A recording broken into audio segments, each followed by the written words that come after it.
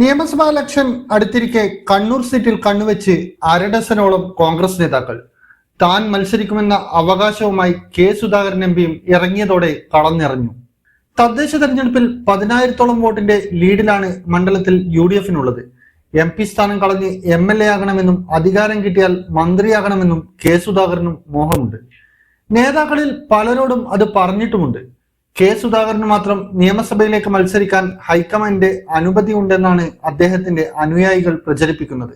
അങ്ങനെ ഇളവ് നൽകിയാൽ 4-5 MP-മാർ കൂടി നിയമസഭയിലേക്ക് ഇറങ്ങാൻ തയ്യാറായി നിൽക്കുന്നതിനാൽ KPCC നേതൃത്വം അനുകൂലമല്ല. മുൻ mayor TO Mohanan, corporation councillor Rijil Chandran Makkutty, KPCC അംഗം അമൃത രാമകൃഷ്ണൻ, KSU സംസ്ഥാന ഉപാധ്യക്ഷൻ മുഹമ്മദ് ഷമാസ് എന്നിവരാണ് കണ്ണൂരിൽ കണ്ണുവെച്ചിട്ടുള്ളത്. കോർപ്പറേഷനിൽ തുടർഭരണം കിട്ടിയതിന്റെ ക്രെഡിറ്റ് കൂടി TO മോഹന്റെ അവകാശത്തിന് ശക്തി പകരും. ആദ്യ കടലായി ഡിവിഷനിലെ മിന്നുന്ന വിജയമാണ് റിജിൽ മാക്കുറ്റിക്ക് മാറ്റുകൂട്ടുന്നത്. 91-ൽ കണ്ണൂർ മണ്ഡലത്തിൽ നിന്ന് ജയിച്ച് മന്ത്രിയായ N രാമകൃഷ്ണന്റെ മകൾ അമൃത രാമകൃഷ്ണൻ മുൻ കൗൺസിലർ കൂടിയാണ്. KSU ഉപാധ്യക്ഷനാണെങ്കിലും കണ്ണൂർ മണ്ഡലം കേന്ദ്രീകരിച്ചുള്ള രാഷ്ട്രീയ ഇടപെടലിലാണ് മുഹമ്മദ് ഷമാസും നടത്തിവരുന്നത്.